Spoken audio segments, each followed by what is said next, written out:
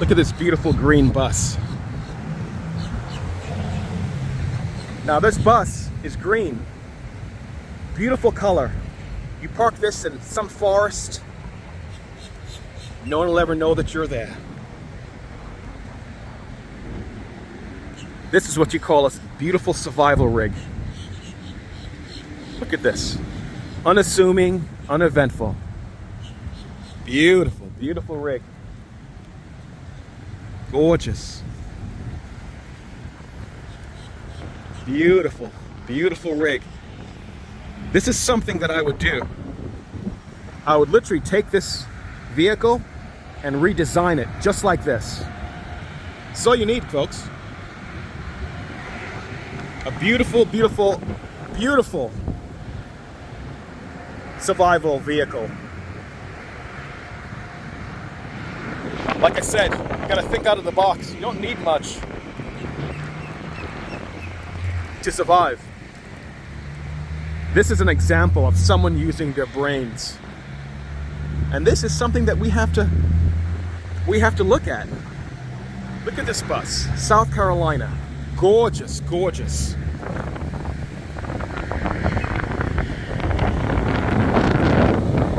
Absolutely amazing. These are the homes that we're talking about. I'm starting small. We're talking about survival mode now. Survival mode.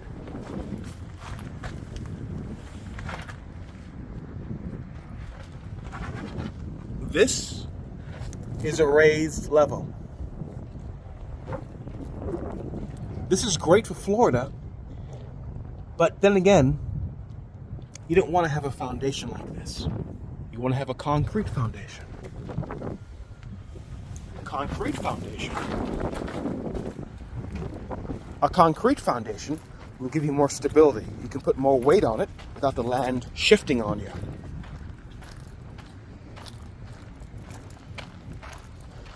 All right, this is the basics. Remember, shower, bathroom, kitchen. As we go on and on, we get into these homes. This is survival, folks. This is survival in the modern world, okay? We're not talking about rubbing two sticks and stones together. That's ancient technology. Yes, you can create a fire that way, but come on. We're going forwards, not backwards. Times are hard, but we have the knowledge now to live life a little bit simpler than caveman days. This is not caveman days. This is just lies and corruption in the government that has led human civilization to this point. All right, check it out.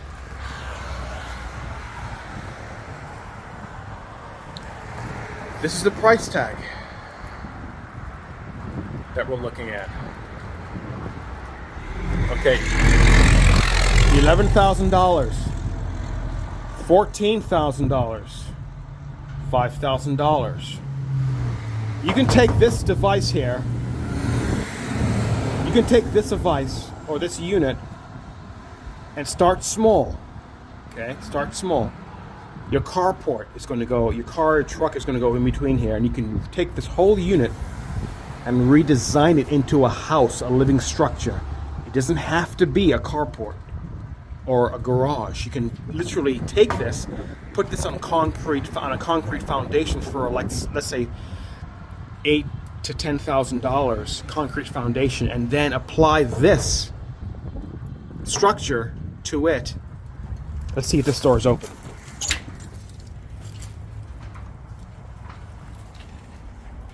Look at that. Look at how much living space is in here. Non-insulated. It's beautiful.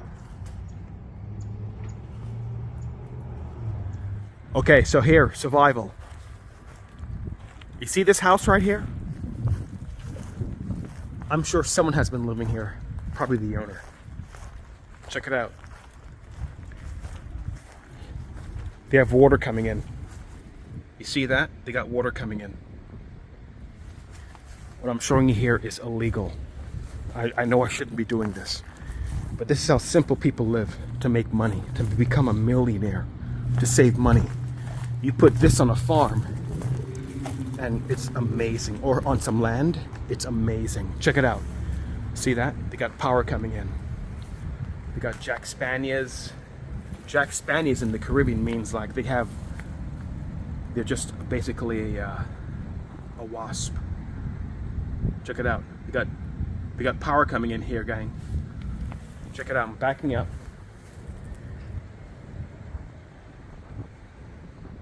That's all you need. That's all you need. See what I'm saying? You see how simple life can be? Check it out.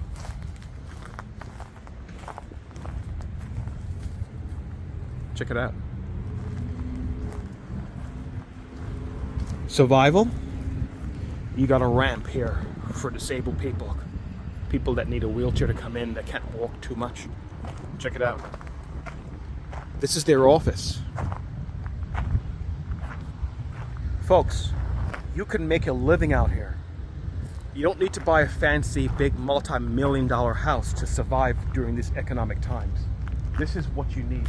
Check it out. It says open. Look at this. Look at this. Look at this. And guess what? They're not on a concrete foundation. They're just on stilts. I call that open frame. Basically, you have cinder blocks supporting the structure, kind of like my farm home in the Pacific Northwest.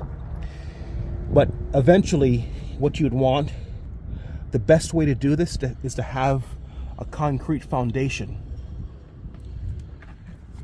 You want to have a concrete foundation to make this thing last a lot longer, and then you want pressure treated wood if that's what you're going to be using for your slabs.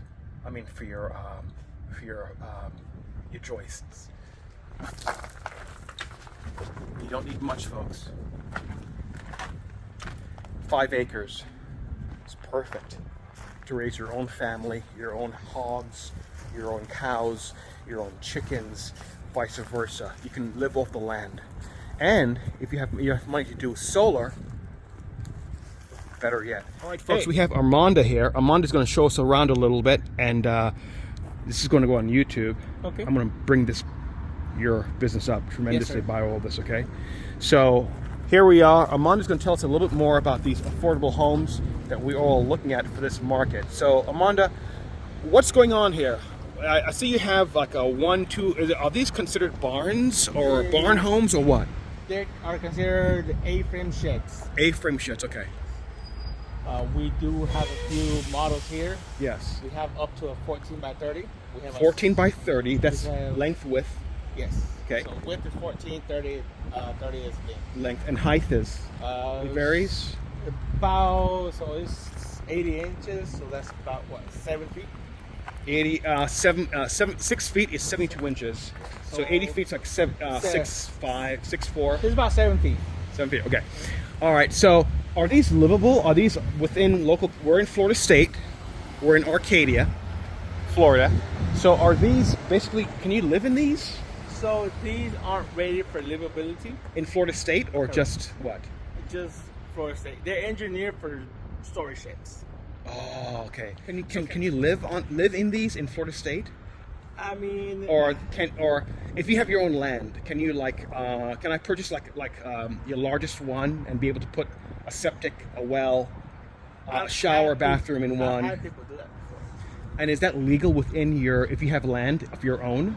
I wouldn't say it was legal because Florida is different. They want permits for everything. Okay. They want permits for electrical. They want everything up to code. Okay, so let's say if I were to purchase like this big red one, can I live in that?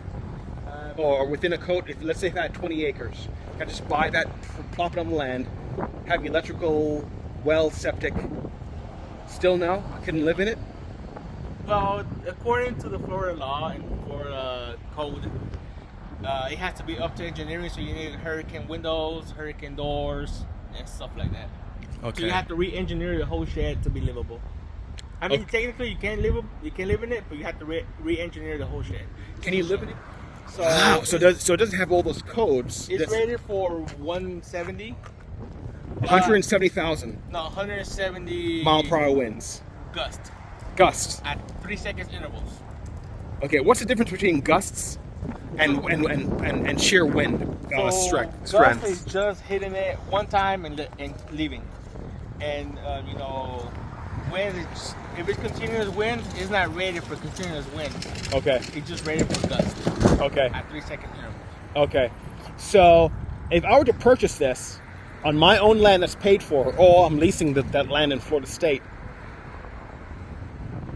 the state code, I will be still in negligence of it. Unless you make it up to code, which is, like I said, the windows, the doors.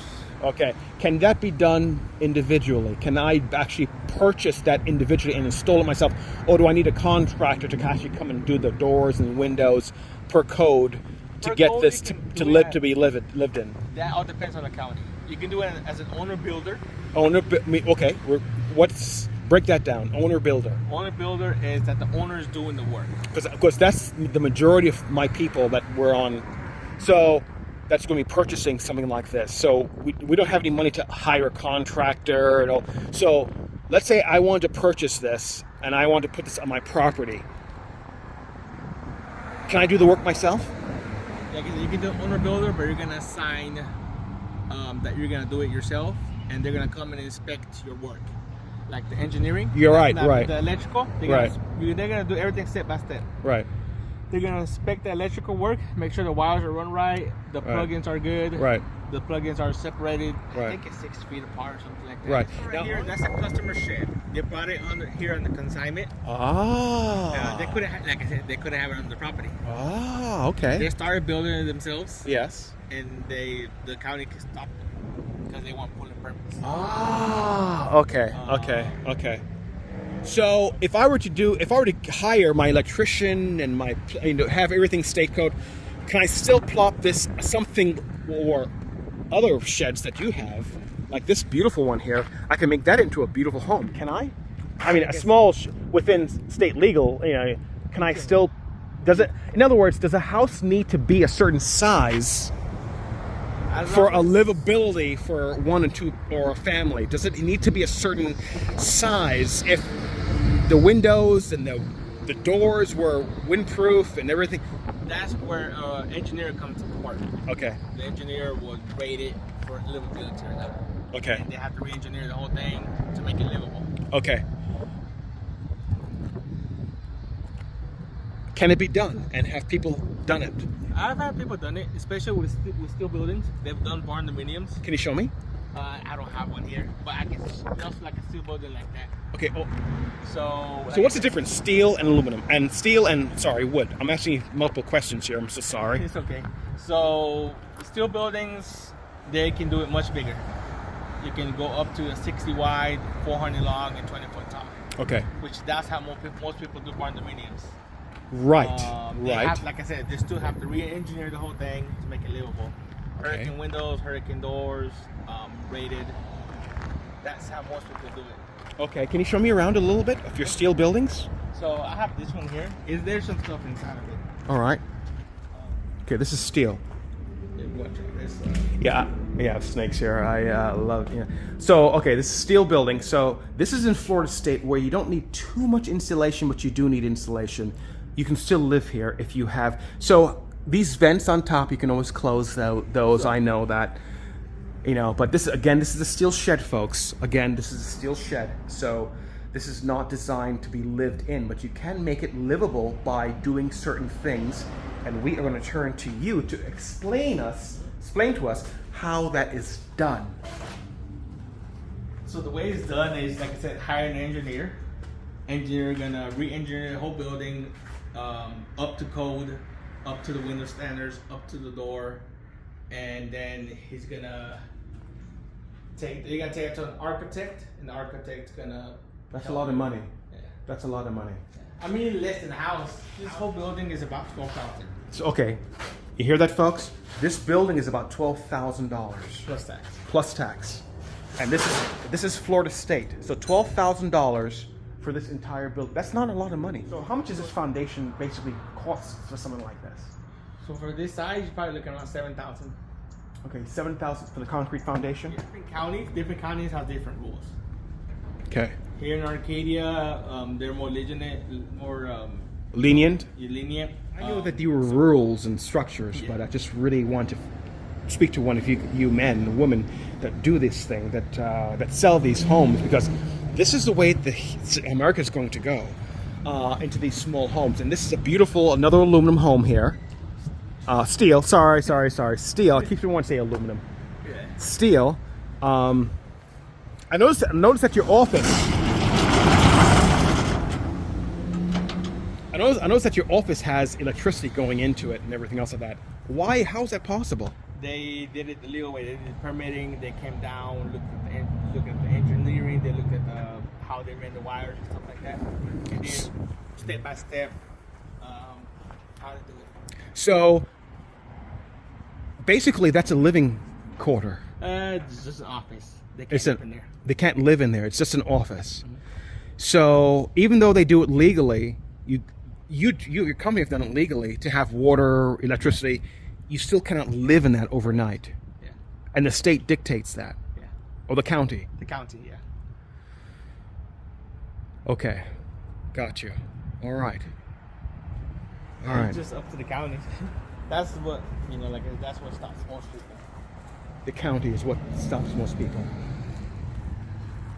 So, you see what I'm saying? Everything relies on the state to generate these laws, and it makes things so hard for the common man to live in modern society with what's presently going on. And we're going into a depression, and this is just amazing. Oh my gosh. Is there a... So what happens is they make you take out a permit. Mm-hmm. If you want to take it out, they'll put a lien on your land or wherever you live. Even though it's paid, even though your land is paid for, they'll take a lien out on the land. I know the sun's in your eyes. You can't sell it or anything like that. They just want permits. Yeah, but let's say you have all the permits you want. Like for example, this structure here behind you. You could work in it, but you cannot live in it. Is that? Yeah. Is that like? I mean, but people forget that. I'm going to live in it. I mean, there's a lot of people that do that. Yeah, and just risk it. Just risk living simply because it's cheaper than buying a house. And do people do that? Yeah, people do that. You see that, folks? Desperate times comes for desperate measures. As long as you do things legally, you're okay. All right, Armando, this is great information. I'm going to put your business online so people can come to your place and kind of talk to you, okay? Okay, folks, we're here in Arcadia. I just spoke with Armando, and Armando gave me some great insight on these storage sheds. So, here's Arcadia, Main Street. And for those of you who are not sure about what Arcadia is, or where it is in Florida, we're in we're going through some construction here in Arcadia.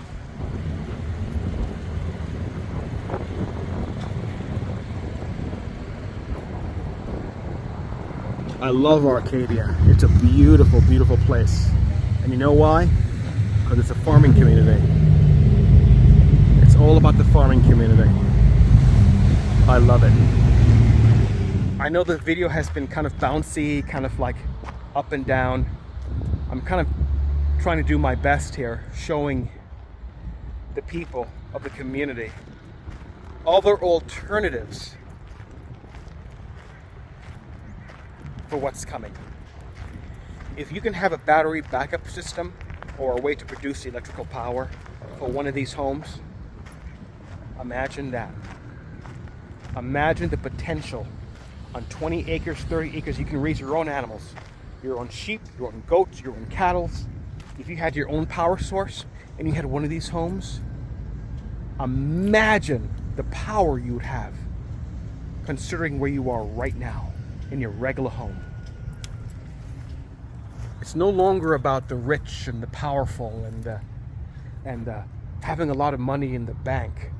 To make life extraordinarily beautiful for yourself and your family, it's being simple. Education, simple home structure. You don't need everything. You don't need a $4,000, $8,000 mansion. I mean, square foot mansion. We're starting from scratch, peoples.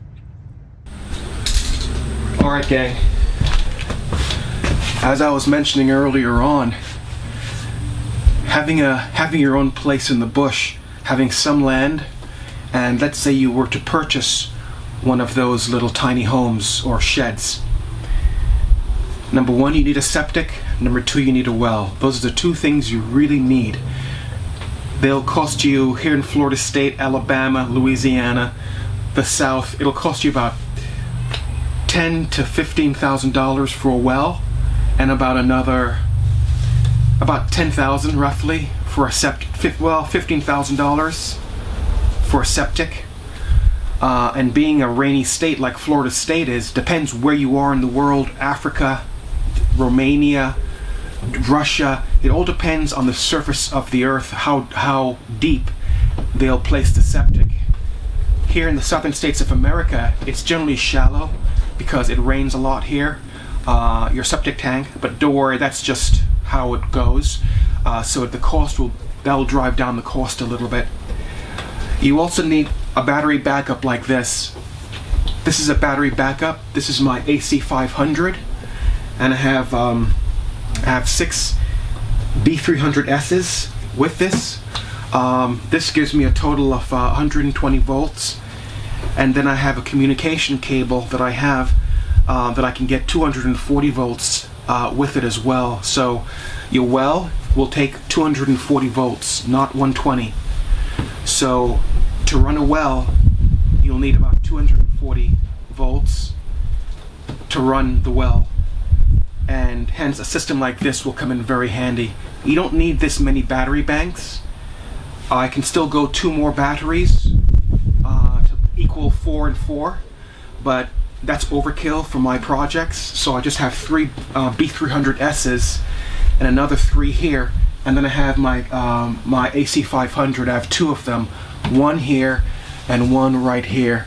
But this is what you need basically to run a shed or home power. Now, coupled with this, I have 2 480 watt solar panels that I also have for the unit. So I can basically charge these batteries up using my 2 480 volt solar panels, that I have to charge these batteries up. So you'll just have continuous power, and being able to have 240 volts, so you can run like a plasma cutter if you're doing any projects around your land. You could run plasma cutter, things that you can run a welder, things that you need to be able to somewhat survive on your own wherever this place is. But I just wanted to show you the kind of basic power you need. I'll do a separate video on these battery systems. It's a beautiful unit. It's a fantastic unit. I've used it several times before, and also in case of an emergency, you can actually, if you have a conventional house, in case of an emergency, you can use this as an extra backup system with a transfer switch. And I'll go more into that on a different video, but right now I want you to see the basic setup of things that you would need if you were to go this route. This is a tough time, and so gathering your resources financially to be able to provide for yourself and your family, as we all know, it's pretty critical. Okay, I'll see you in the next video, okay? Alright, bye-bye.